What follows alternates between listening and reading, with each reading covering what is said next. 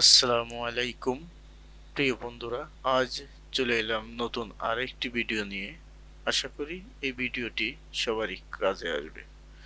যারা প্রতিদিন রাইস কুকারে রান্না করেন তারা মিনিমাম নিজেদের প্রয়োজনে এই ভিডিওটি দেখা অত্যন্ত জরুরি বলে আমরা মনে করি।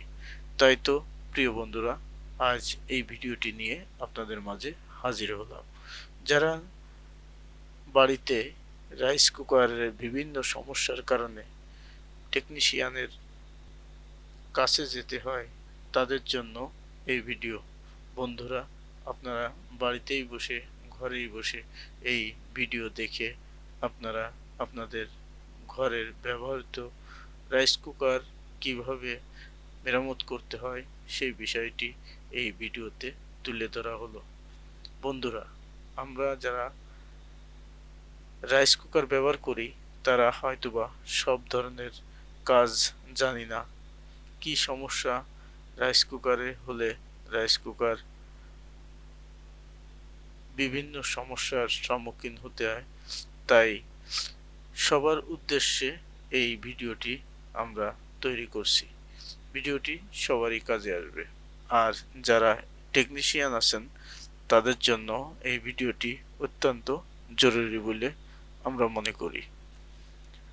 ধন্যবাদ জানাই যারা এই মুহূর্তে আপনারা ভিডিও দেখছেন। আপনারা দেখছেন ইতিমধ্যেই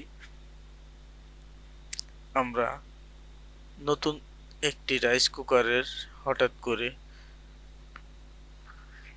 কয়েল নষ্ট হয়ে যাওয়ার কারণে কিভাবে কয়েলটি পরিবর্তন করছি সেই বিষয়টি এই ভিডিওতে থাকছে। বন্ধুরা, আপনারা যদি মনোযোগ সহকারে এই ভিডিওটি দেখেন তাহলে অবশ্যই এই ভিডিও দেখেই আপনারা নিজেরাই বাড়িতে বসে রাইস কুকারের কয়েল পরিবর্তনের যে সমস্যাটি আছে তারা এই কাজগুলো করতে পারবেন। বন্ধুরা, এই কয়েলগুলো বিভিন্ন জায়গায় বিক্রি করে, যেখানে বিশেষ করে রাইস কুকারের মালামালগুলো বিক্রয় করে। সেখান থেকে আপনারা চাইলে রাইস কুকারের কয়েল এনে এভাবেই পরিবর্তন করে আপনাদের নিজের সমস্যার সমাধান করতে পারেন।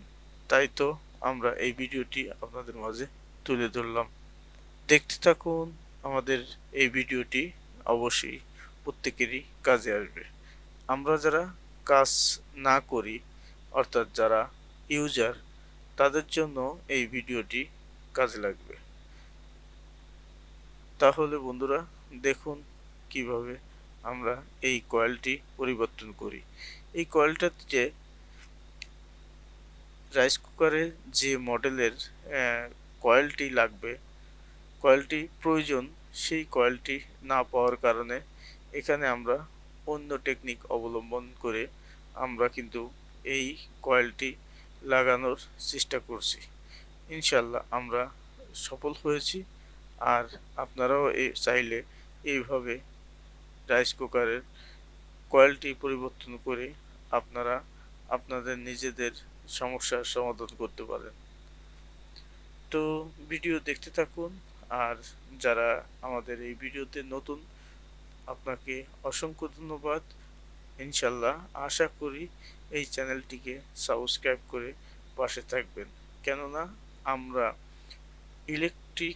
ইলেকট্রনিক্স যাবতীয় কাজগুলো এই চ্যানেলে আপলোড করে থাকি। তো বন্ধুরা, ভিডিওটি ভালো লাগলে অবশ্যই একটি লাইক দিবেন। আপনার লাইক দেওয়াতে অন্য বন্ধুরা দেখার সুযোগ পেতে পারে। তাই তো আর কথা বলবো না, সবার সুস্বাস্থ্য এবং মঙ্গল কামনা করে এই ভিডিও থেকে আমি বিদায় নিচ্ছি।